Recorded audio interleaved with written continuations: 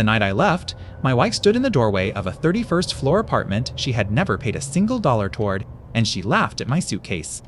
2 weeks, she said. You'll be back in 2 weeks, Curtis. Crawling. I didn't argue with her. I had a folded index card in my coat pocket that I'd been carrying for 11 years. 4 words in her handwriting, and a date underneath them that I had never once been able to explain. What she didn't know, what nobody in that building knew, was that 3 weeks before that night I had already signed the paperwork that emptied that apartment out from under her. My name is Curtis. I'm 52 years old, and for 19 years I've been the Director of Facilities and Contracts for a hospital network in Charlotte, North Carolina. That title sounds bigger than it is. What it actually means is that I read paperwork for a living. Lease agreements, vendor contracts, termination clauses. 40, 50 pages of small print that make most people's eyes slide right off the page. I read every word. I have always read every word. My father drove a delivery route for 26 years and got cheated out of his pension by a single sentence on page 9 of a document he signed without his glasses on. He never got that money back. He never even got an apology. What he got instead was a son who reads page 9. I met Danielle in 2010 at a fundraiser dinner for the cardiac wing. She was working the sponsor table, and she had this way of tilting her head when you talked that made you feel like you were the only interesting man in a room full of surgeons. I was 37, and I'd never been the interesting man in any room. I still remember the exact thing she said to me that night.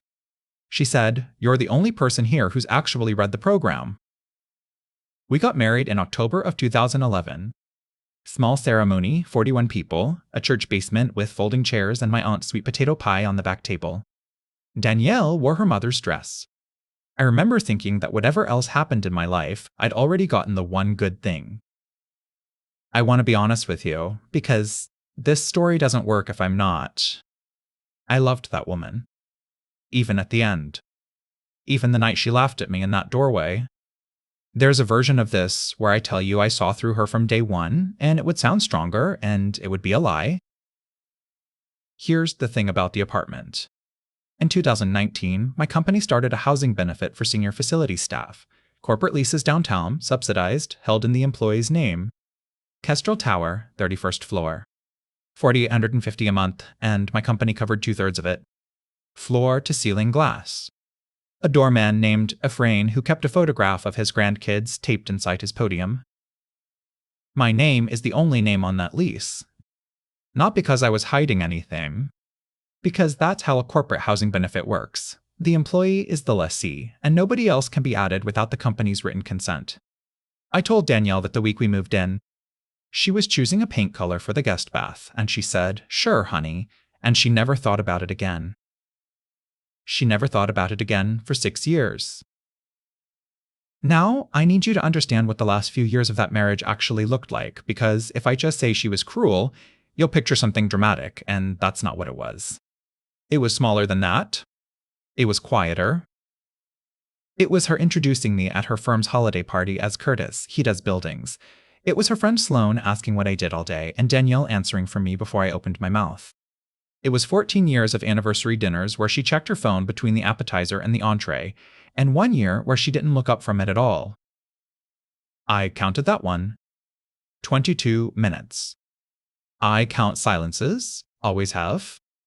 It's a habit from when I was a kid, waiting to see how long my father would sit at the kitchen table before he said anything about the pension. 22 minutes on our 13th anniversary at a steakhouse on East Boulevard while I ate a $90 ribeye I couldn't taste. Real quick, if this story's pulling you in, do me a favor and hit that subscribe button and drop a like. It genuinely helps. All right. The note. In 2014, we moved out of our first place, a rental on Pecan Avenue with a radiator that knocked all winter. I was taking down the framed photograph from our engagement, the one where we're standing on the pier at Lake Norman, and I'm laughing at something she said that neither of us ever remembered afterward. The frame's backing had come loose, and when I turned it over, an index card slid out and landed face up on the carpet. 4 words in Danielle's handwriting. 2 weeks. He folds. And underneath, a date, March 9th, 2011. I stood there in an empty living room holding that card for a long time. March 9th, 2011. 7 months before our wedding. 3 weeks before I proposed to her on that same pier. I asked her about it that night. She was wrapping glasses in newspaper, and she looked at the card for maybe a second and a half, and she smiled and said it was about a client. Some account she'd been chasing at work. A man who was stalling on a contract, and she told her boss to give it 2 weeks. And you know what? That made sense. It made complete sense. She worked in commercial insurance sales. She chased men who stalled on contracts for a living. So why did she wrap that photograph in a bath towel instead of newspaper and carry it to the car herself? I kept the card. I don't know exactly why. I put it in a green accordion folder I keep in my closet, the one where I keep every receipt, every warranty, every closing document I've ever signed. My brother-in-law used to call it my paper museum. Danielle called it hoarding. I called it insurance. And for 11 years, maybe 2 or 3 times a year, I'd take that card out and read it again. 2 weeks. He folds. 4 words that meant nothing to anybody in the world but me. Now, the first crack. It wasn't the affair. The affair came later, and honestly, the affair was the least original thing about her. The first crack was a bank statement. March of last year. I do the household books on the first Saturday of every month at the kitchen island with black coffee and my reading glasses on the cord. My daughter-in-law bought me as a joke. 14 years of statements, and I could tell you the rhythm of that account the way you know your own heartbeat. And there it was, sitting in the recurring debits. $89 a month. Ridgeway Self-Storage off Wilkinson Boulevard. We didn't have a storage unit. We'd never had a storage unit. We lived in a 2-bedroom on the 31st floor with a walk-in closet the size of my childhood bedroom. So I scrolled back, and the charge didn't stop. 19 months. 19 consecutive months of $89, sitting quietly in a statement she knew I read every single time. I drove out there the next morning in my Tacoma, a 2013 with 176,000 miles on it and a passenger door that sticks. Danielle hated that truck. She wouldn't ride in it. That, as it turned out, was the first genuinely useful thing her contempt ever did for me. The man behind the counter at Ridgeway was maybe 60, wearing a Panthers windbreaker, eating a sandwich out of wax paper. I told him I thought there'd been a billing error on my account. He typed for a second. Then he looked up at me and said, "No error, sir. Unit 214. It's been in your name since October." He slid a card across the counter with a gate code written on it, and then he tilted his head exactly the way she used to. "Your wife was just here Tuesday." I stood in that office holding a gate code card, and I made myself say, "Right. Tuesday." Like I knew. Like a man who knew what his own wife did on a Tuesday. He nodded and went back to his sandwich. I walked out into the parking lot and sat in my truck for 6 minutes with the engine off before I turned the key. Here's what I did next, and I want to be precise about it because this is where the whole thing turned. I did not drive to Unit 214. Not that morning. I drove to a Bojangles on Wilkinson, bought a coffee I didn't drink, and opened the Notes app on my phone. March 14th, 9:42 a.m. Ridgeway Self-Storage. Unit 214. Account opened October, year to be confirmed. Clerk states lessee is C. Whitfield. Clerk states D. Whitfield present on site Tuesday, March 11th. 19 months of $89. 19 months of a thing existing in my name that I had never once agreed to. And my first instinct wasn't rage. It was a timestamp. That's the part people never understand about men like me. Everybody thinks the opposite of anger is calm. It isn't. Calm is just anger that's decided to be useful. I went out to Unit 214 the following Saturday at 7:15 in the morning because Danielle did not exist before 10 on a Saturday.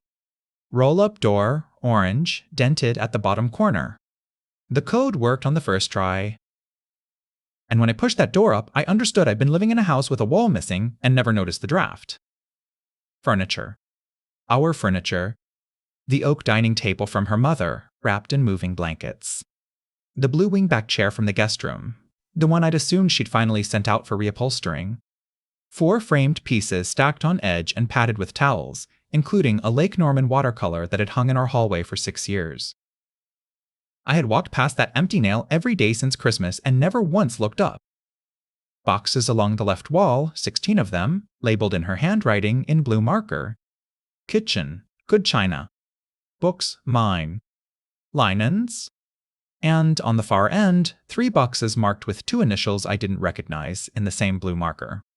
Not hers. Not mine. There was a men's overcoat hanging on a garment rack by the back wall. Charcoal wool. I checked the tag out of pure reflex, the way you do. 44 long. I'm a 42 regular, and I've been a 42 regular since 1997. I stood in a metal box off Wilkinson Boulevard on a Saturday morning holding another man's coat sleeve between 2 fingers, and the strange thing, the thing I still think about, is that I wasn't surprised. Some part of me had already done the math a long time ago and just never showed me the work. I took 91 photographs.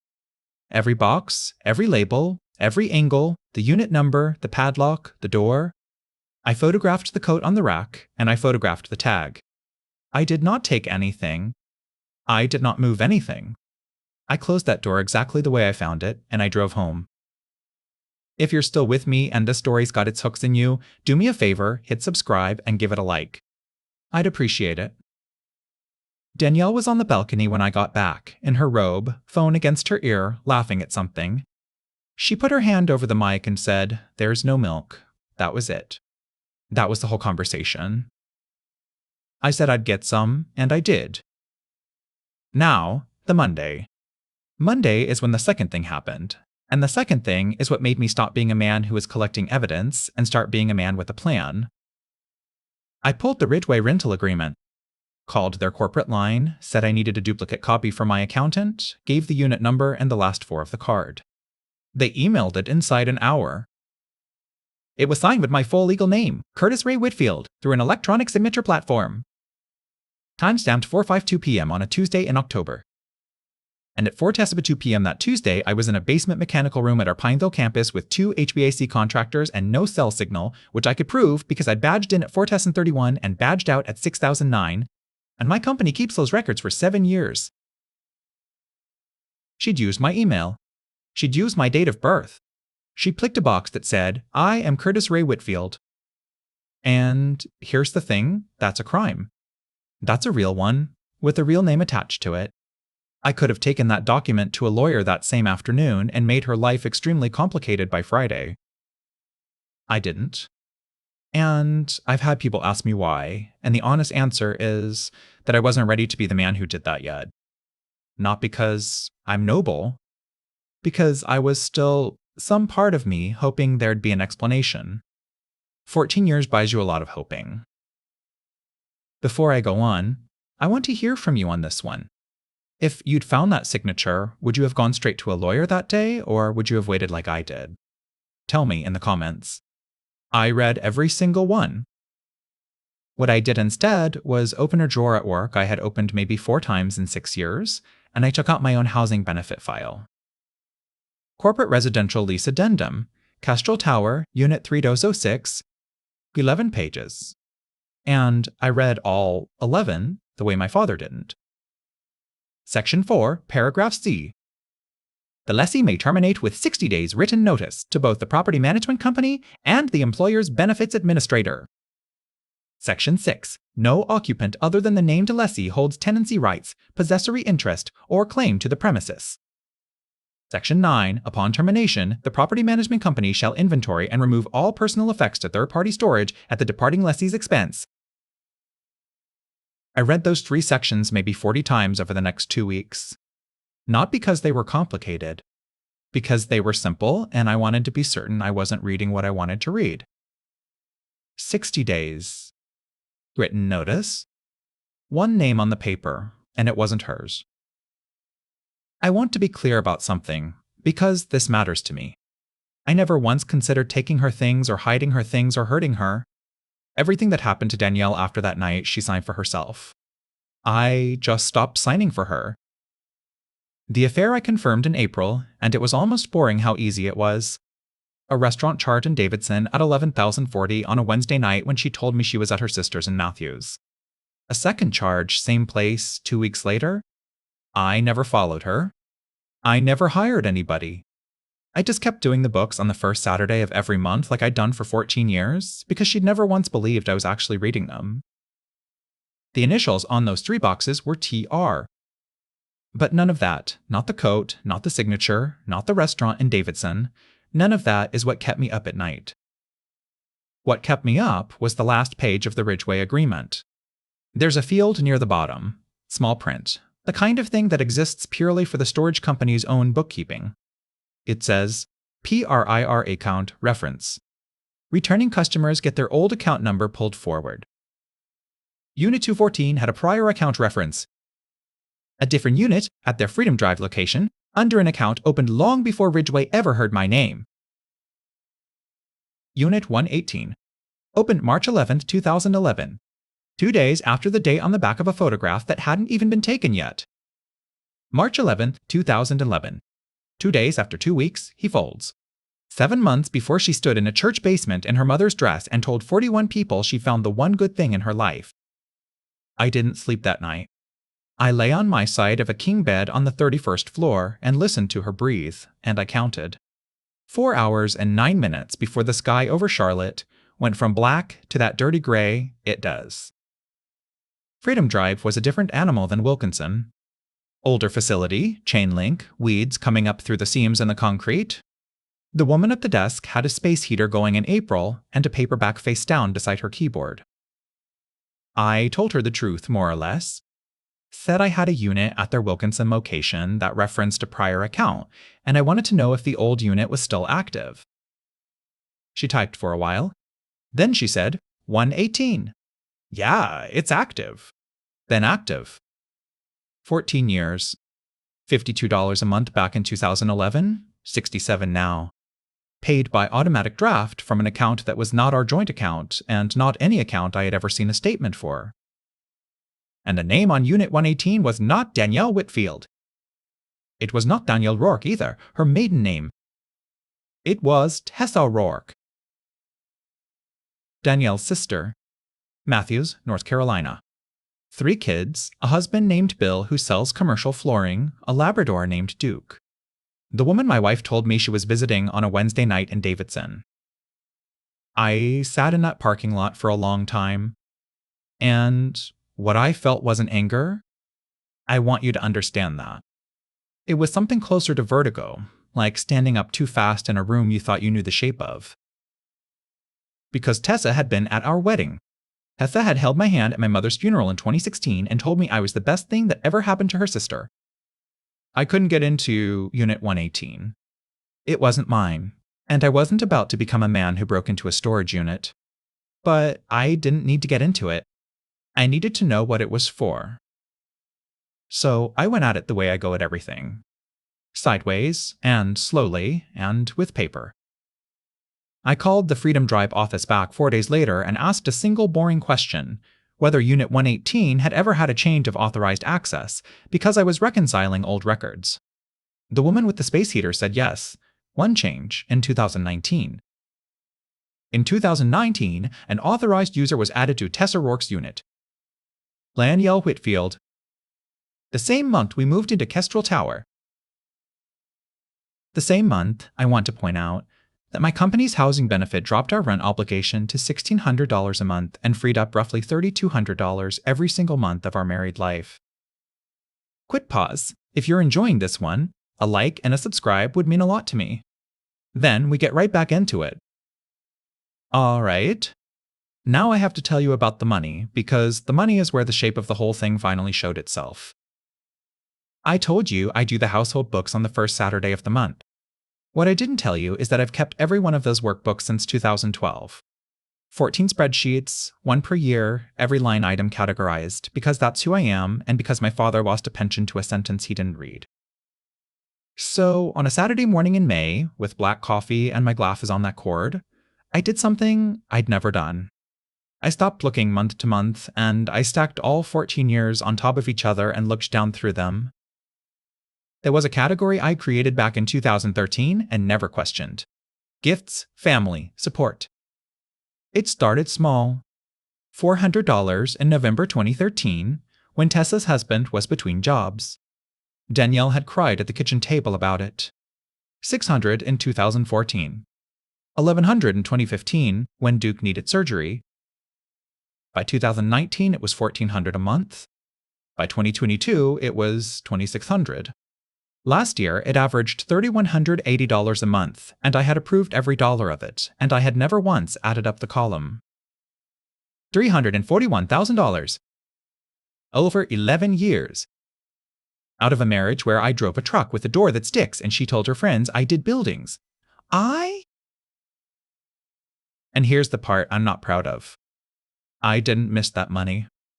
Not the way you'd think. What I missed was being asked. Every one of his transfers had a story attached, a vet bill, a semester, a transmission, and I'd said yes to every single story, and I'd felt useful every time. Now, did that money go to Tessa? Some of it did. I confirmed that later, and I'll get to it. But a storage unit off Freedom Drive costs $67 a month. It does not cost $3,000. I want to tell you what I did on the 22nd of May, because it's the smallest thing in this whole story, and it's the one that mattered most. I opened a savings account at a credit union on Park Road. Just me. And into that account, on the first Saturday of every month, I moved the exact amount that had been going to Gifts for Asa Family Support. Same day, same rhythm, same discipline. And when Danielle asked, and she did ask, in June, standing in the kitchen with her keys in her hand, I said the transfers were on hold while my company restructured the benefits package. She said, well, figure it out, and she left. That was the entire interrogation. 14 years of marriage and $3,100 a month, and I got 4 words and a closing door. She didn't check. It never occurred to her to check, because in her head I was a man who did buildings. That's the thing about being underestimated. It's the cheapest security system money can't buy. By August, I had $19,000 in an account she'd never heard of. By the following February, I had over 60. And every month, I also did something else. I put a printed copy of that month's statement into the green accordion folder in my closet, right behind an index card with 4 words on it. Now, the last week of August. This is where the note came back at me, and where I got it wrong. I'd convinced myself I finally had it. 2 weeks. He folds. March 9th, 2011. 2 days later, Tessa opens Unit 118. I decided the note was a plan, the 2 of them, sizing me up before the wedding, and the storage unit was where the plan got stored. So I drove to Matthews on a Thursday afternoon and I sat in Tessa's driveway and I asked her about a storage unit on Freedom Drive. She was on the front step with a laundry basket on her hip. And she didn't flinch and she didn't lie. She set the basket down. She said, Curtis. That unit's got our mother's things in it. Bo! Ogabit. And Danielle told us, all of us, that you were the one who wouldn't let her bring any of it into the house. 14 years. And this whole time, her entire family had believed I was the man who wouldn't let a woman keep her dead mother's furniture. I sat back down on that step, and Tessa sat down next to me, and neither one of us said anything for a long time. Counted it. 2 minutes and 40 seconds.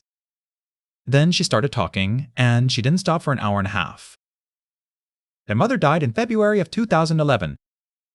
Not 2013, which is what Danielle had told me. 2011, 3 weeks before that index card was written, 7 months before I married her. The house in Gastonia went to the 2 girls. Tessa wanted to keep the furniture. Danielle wanted it gone. They compromised on a storage unit on Freedom Drive, $52 a month, opened in Tessa's name on the 11th of March because Tessa was the one with the free afternoon. Their mother's dining table. Her cedar chest. Photo albums. A set of good china that had come over from her own mother. And every year, Tessa said she'd ask about bringing it into our place.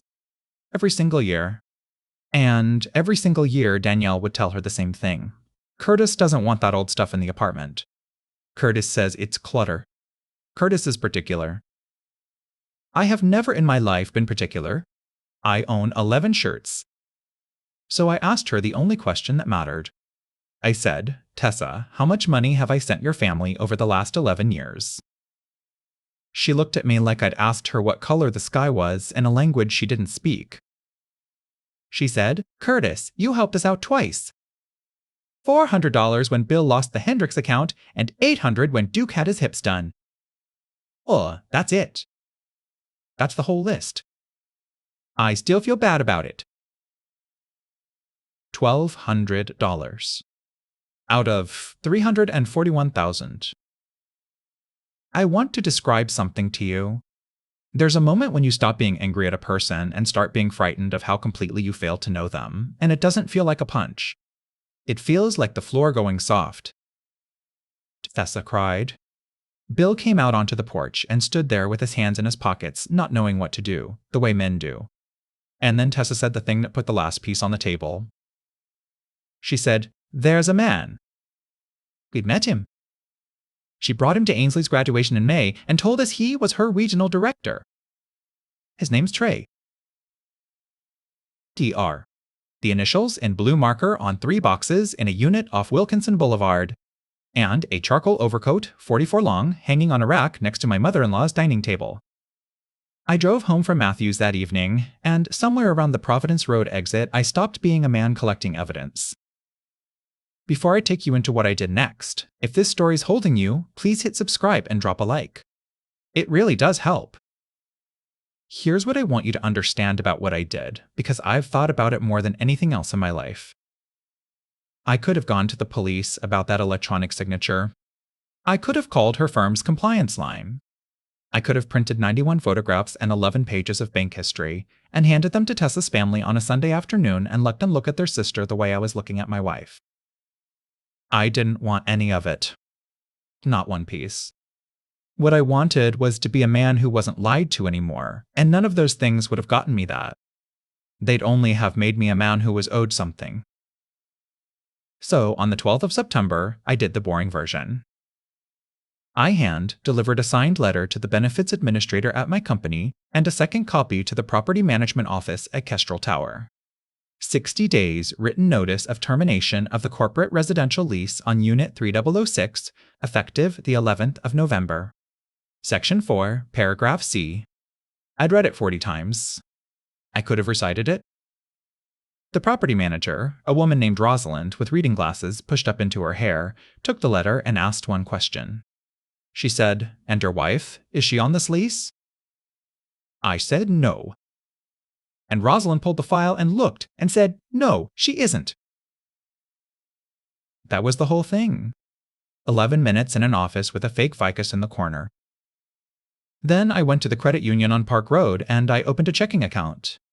Then I went to our bank and I did exactly 3 things. And every one of them I was legally entitled to do, and I want to be specific because this is where people assume I got clever and I didn't. 1. I moved my direct deposit to the new account, effective the next pay cycle. 2. I called the credit card company and closed the 2 joint cards, both of them opened in my name with Danielle as an authorized user, both of them carrying a balance I paid off every month for 14 years. Authorized users can be removed by the primary cardholder with a phone call. It takes 4 minutes. 3. I left exactly half of the joint savings in the joint account. Half, $29,400 and some dollars, and I did not touch a dollar more than my half, and I have a statement in a green folder that proves it to this day. My lawyer told me later I could have argued for more. I know. I didn't want more. I wanted clean hands, and I wanted to be able to sit across a table from anybody in the world and say I took exactly what was mine. And then for 58 days, I did nothing at all. I went to work. I ate dinner across from her. I listened to her tell me about a regional director who was an absolute nightmare to work with. I said, "That sounds hard." She said, "You have no idea." Now, I want your take on this. Was 58 days of silence the right call? Or should I have put it all on the table that first night? Tell me honestly in the comments. I'm curious how many of you could have kept your mouth shut that long. The 11th of November was a Tuesday. Danielle had told me 3 weeks earlier that she'd be out that night, a client dinner, then drinks, wouldn't be back till late. I packed 1 suitcase. 1. 11 shirts, 4 pairs of pants, my father's watch, my reading glasses, my laptop, and a green accordion folder.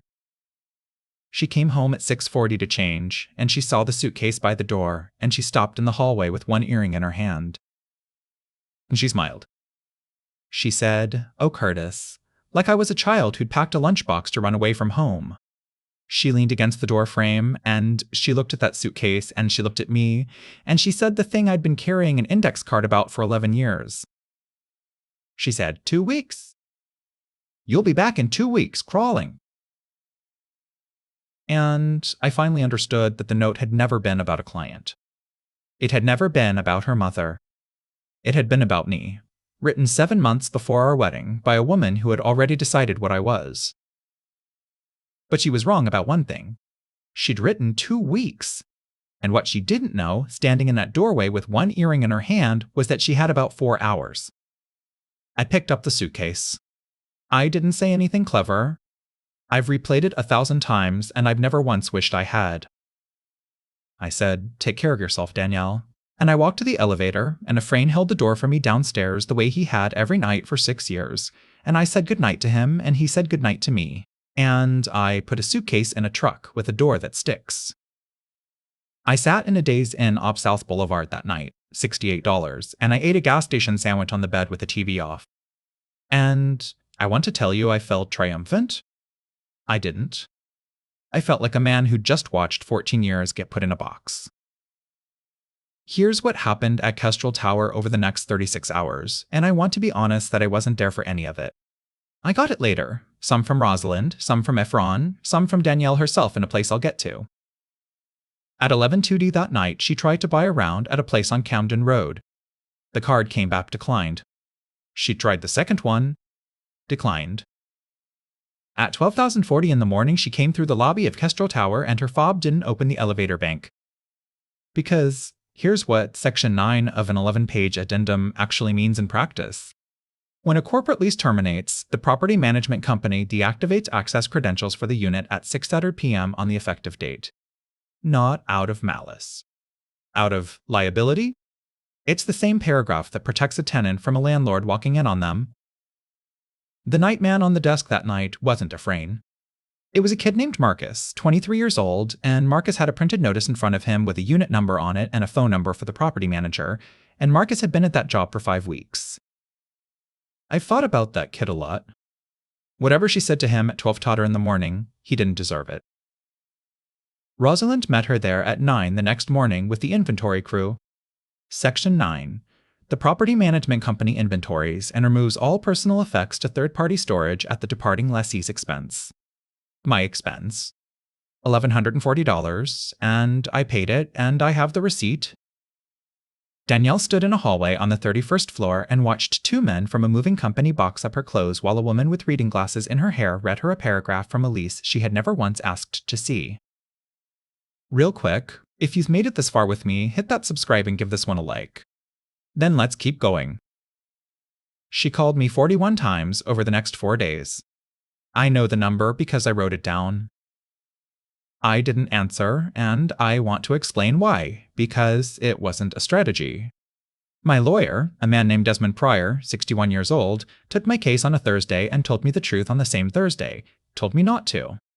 He said, "Curtis, every conversation you have with her from here is a conversation you'll have to characterize later under oath. Put it in writing or don't put it anywhere." So I sent one text message on the 15th of November. It said, "Danielle, all communication going forward through counsel. Desmond Pryor and his number.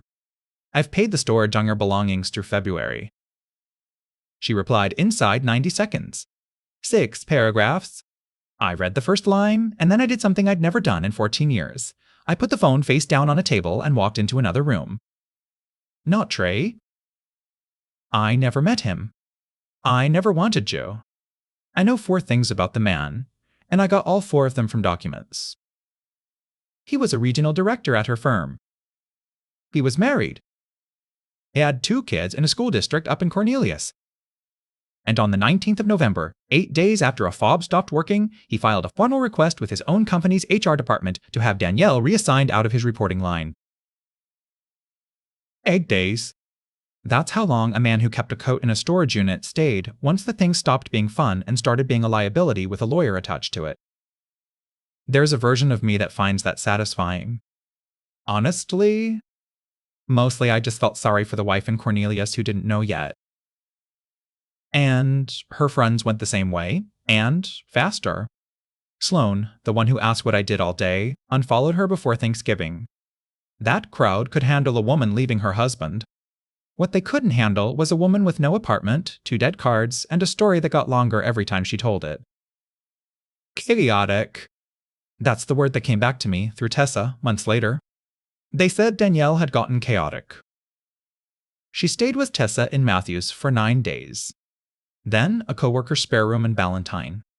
Then, by January, a sublet studio off Central Avenue, 610 square feet, month to month, a window unit, and a parking spot she had to pay extra for. And I need to say this plainly because I don't want anybody watching this to think I enjoyed that part. I didn't. There were nights that winter I lay in a 1-bedroom in Dilworth and thought about a woman in a studio apartment with a window unit, and I didn't feel 1 ounce of victory. I felt tired. The 11th of February. That's the night. 2001 porn in the morning. My phone lit up on the nightstand and I saw her name, and then the message came through and I sat up and read it in the dark. She wrote, "Curtis, I have nothing. I'm not asking you to take me back. I'm asking you to help me one time. Just this once. You always used to. Please." And that's the thing, isn't it? You always used to. Not you loved me, not I'm sorry. She reached in the middle of the night for the only version of me she'd ever actually valued. I sat on the edge of a bed with my thumb over that screen for a long time. 14 minutes. I counted them, the way I count everything.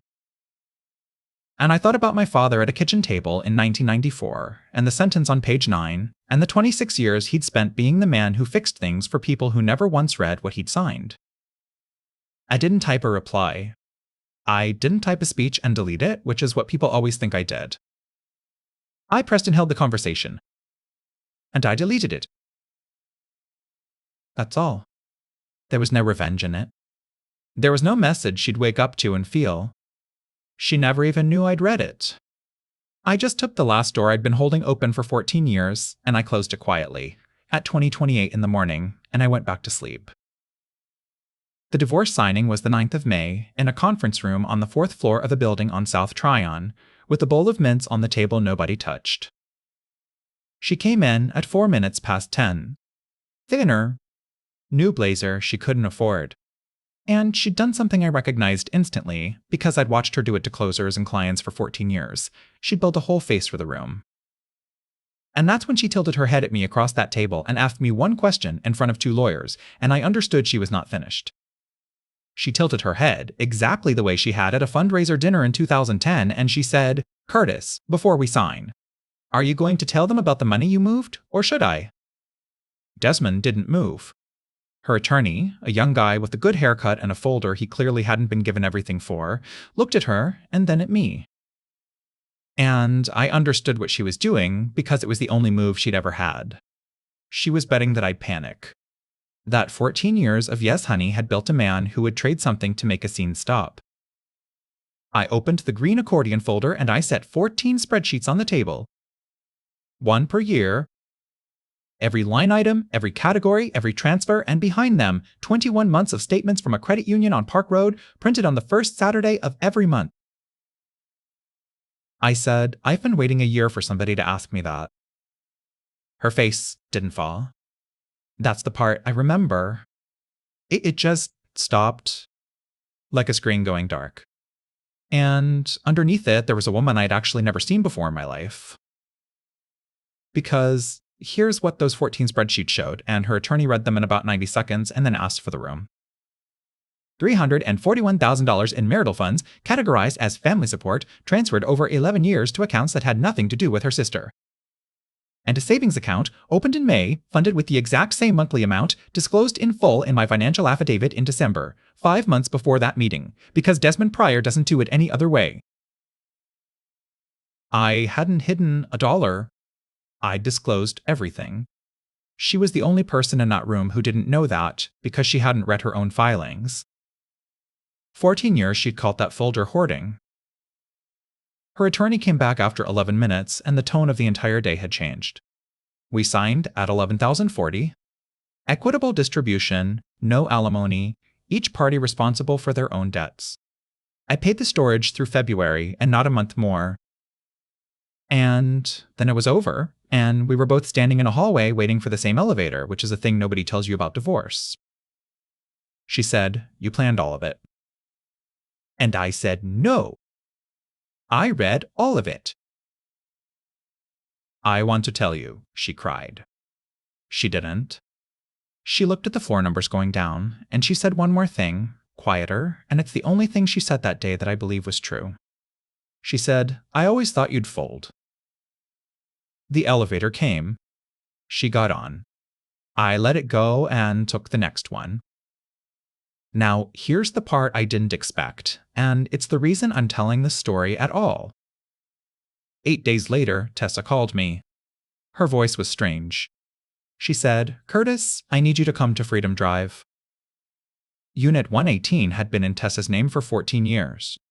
When the divorce closed, she'd finally gone through it, properly, box by box, for the first time since 2011.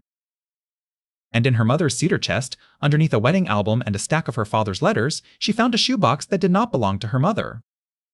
It was Danielle's. And in it, on top, was an index card. Identical to mine. Same handwriting, same blue ink. It said, 2 weeks. He folds. And underneath it, the same date, March 9th, 2011. I stood in a storage unit off Freedom Drive, and I turned that card over. And on the back, in her handwriting, Mom's words, 12/27. There were 9 more cards under it.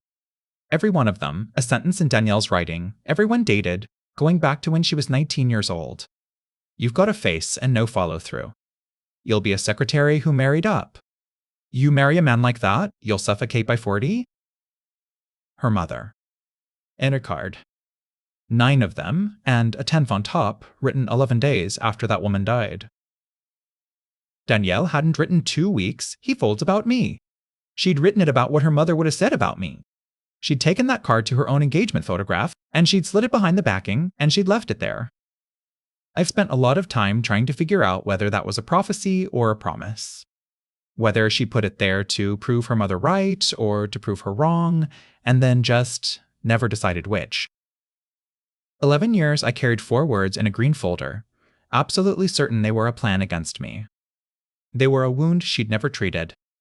And she'd hidden her mother's whole house in a metal box off Freedom Drive and told everyone it was because I was particular, because it was easier to have a husband who wouldn't let her grieve than to admit she couldn't. That doesn't excuse a single thing she did. She forged my signature. She took $341,000. She told a family I was a man who wouldn't let a daughter keep her mother's china. But it explains her. And I'd rather understand somebody than hate them. Hate is just carrying their weight for free. If this story stayed with you, subscribe and drop a like. It's the whole reason I get to keep telling these.